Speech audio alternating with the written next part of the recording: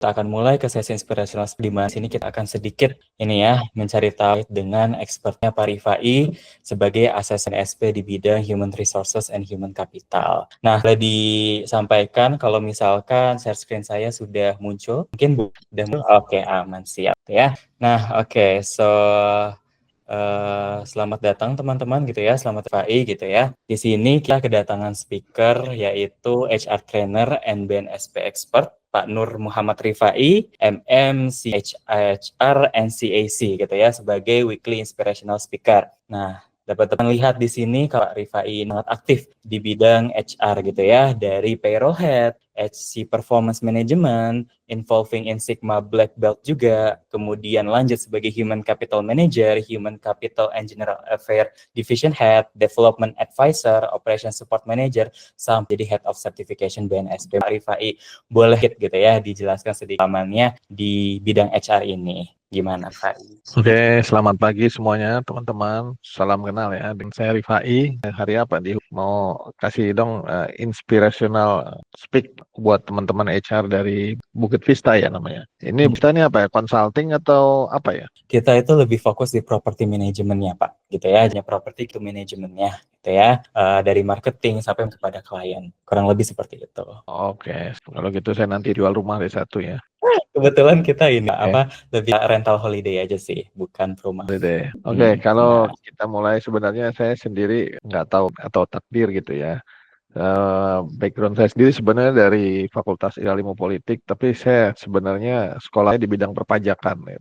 Jadi kalau mau orang HR yang bicara accounting sama pajak boleh sama saya di sini gitu ya. Nah, jadi saya juga lama sebagai ini seperti di gambar ini, saya join di Tindo waktu itu, kemudian saya suruh ngerapikan pajak di PPh 21 perorangan ya, karena waktu itu lagi ada trouble gitu ya. Karena Trakindo sendiri sangat ya di Indonesia, ada lebih dari 62 branch di seluruh Indonesia dengan cuma 7.000 gitu ya. Baik tuh di gunung, laut, di itu ada semua tuh mekanik kita gitu. Nah, dari sana belajar HR, kemudian di Trakindo juga karena megang saya bertanggung jawab atau role head untuk seluruh Indonesia. Akhirnya karena itu ada di dunia HR, di divisi HR, saya akhirnya memutuskan untuk belajar HR. Walaupun sedikit saya tetap takuti dan begitu ya banyak belajar karena sampai hari ini mungkin bisa saya katakan Indo is the best university for HR study gitu ya. Jadi memang perusahaan visi dan misi sangat mulia dan saya juga ada di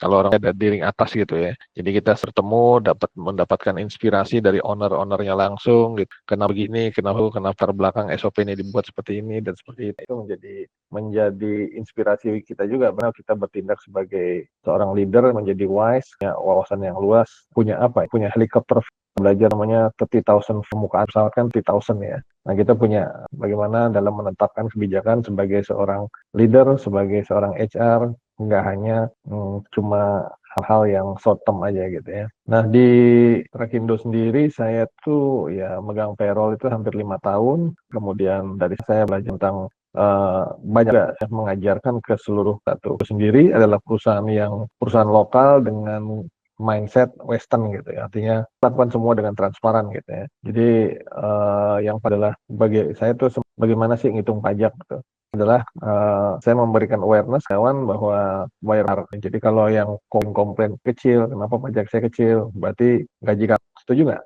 Kalau kamu gajinya UMR, jadi kamu bayar pajak besar, berarti income kamu besar. Kalau income kamu besar, berarti kamu harus maju, harus punya prestasi, harus naikkannya. Sehingga apa? Sehingga income-nya besar, pajaknya besar. Itu logiknya. Akhirnya mereka mulai sadar, oh saya pajak itu harus besar ya, bukan pajak gitu ya. Kecuali pengusaha ya. Kalau pengusaha ada sarananya untuk membayar pajak besar, itu ada sarananya. Tapi kalau sebagai karyawan, bagaimana harus bayar pajaknya besar supaya apa ya income-nya. Nah, selain Verify, itu juga yes.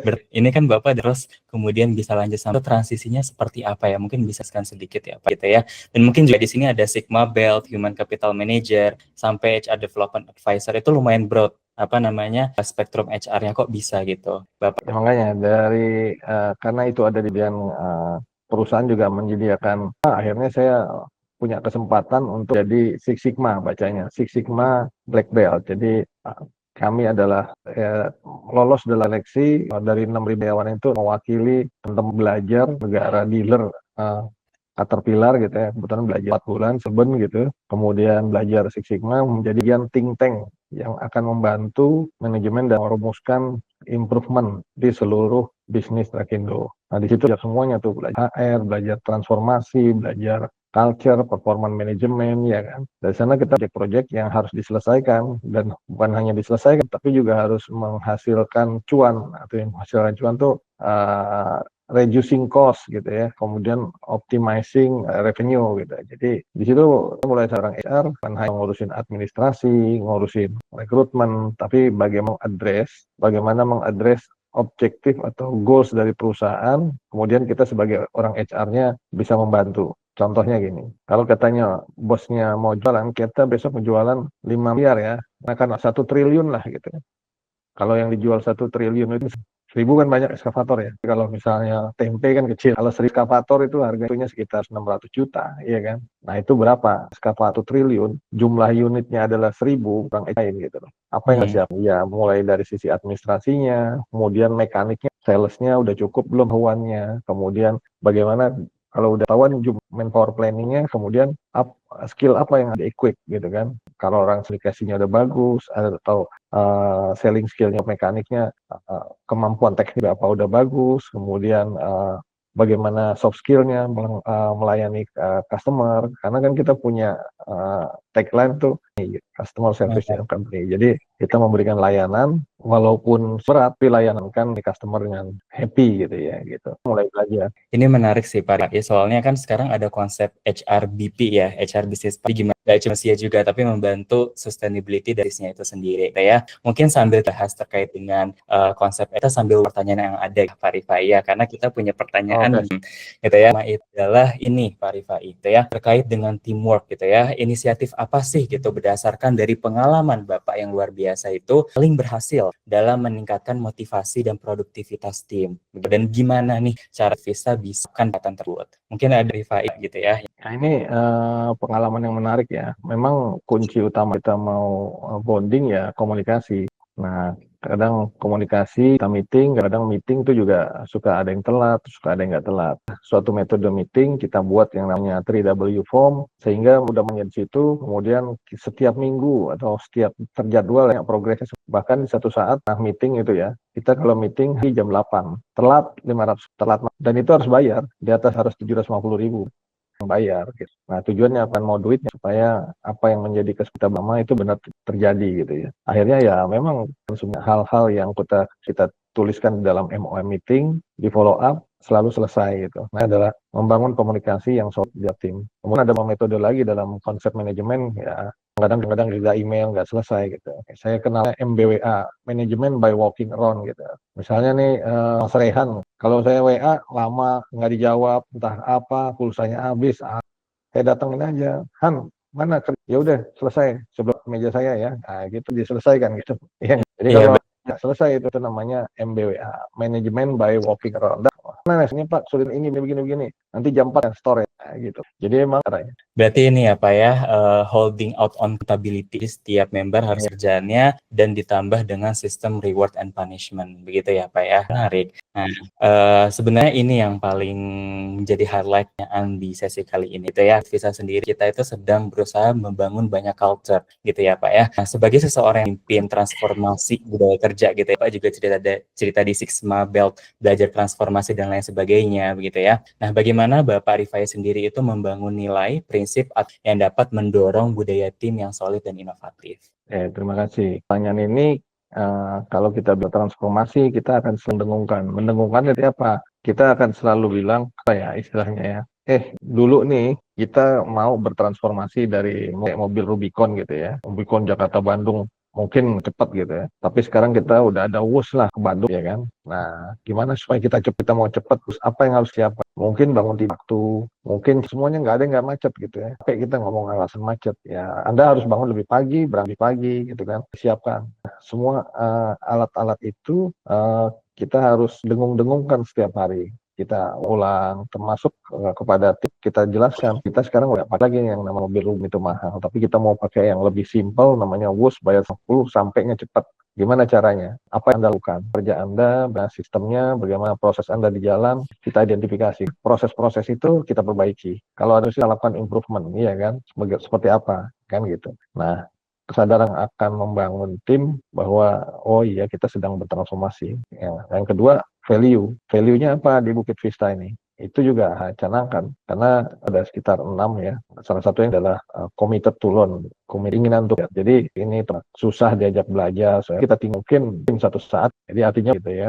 Silakan aja, itu pintu keluarnya bisa perusahaan lain lebih cocok gitu kan. Jadi menurut saya, jadi memang kita harus agak strength juga, walaupun strength tapi juga terukur supaya apa? Kita juga nggak dimusuhin gitu kan mestinya kan. Tapi ini semua tanamkan bahwa ini adalah untuk kebaikan bersama gitu. Menarik sih Pak untuk menekankan pentingnya evaluasi. Berarti adanya feedback culture gitu ya untuk mendorong inovasi. Setelah misalkan ingin mencapai target A tadi gitu, misalkan apa naik WUSH dan lain sebagainya, bagaimana implementasi feedback yang tidak seperti apa dan improvement dan lain sebagainya seperti itu. Juga yang kedua tadi juga saya notice dengan value begitu ya, bahwa berarti kegiatan usaha itu harus sesuai yang ada gitu. Nah sekarang sudah di menit ke-19.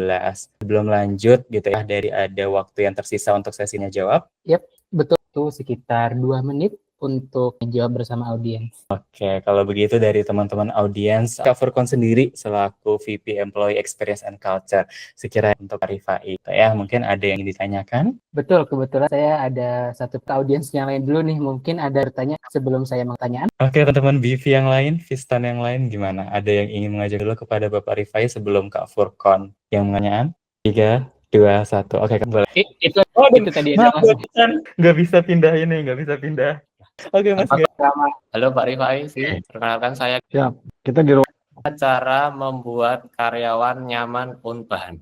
Bagaimana acara aman? Ya, yang pertama yang jelas mereka juga harus sadar dulu bahwa sedang berada di alam perubahan, ya kan? Kalau dia di sekedar apa yang harus dilakukan. Yang kedua, kita sedengkan ya, target kita di mana, ya. Yang ketiga, kita selalu ajak tuh apa yang sedang dilakukan. Misalnya dalam proyek transformasi kan ada program-program, ya program ini, program ini. Nah, itu banyak awareness ke karyawan gitu ya. Dengan begitu dia akan makin sadar bahwa kita nggak pakai Rubicon lagi, tapi kita harus gitu.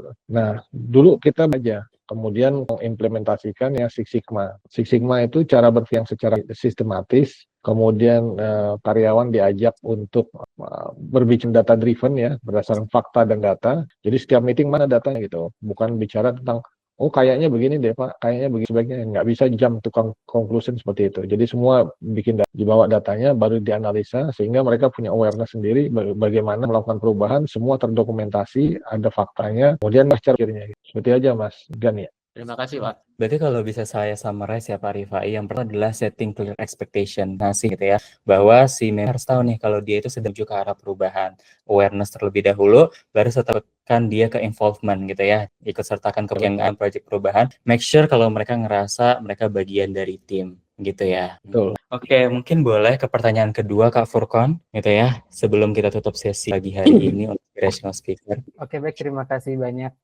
Rama. Selamat pagi Pak Rifai.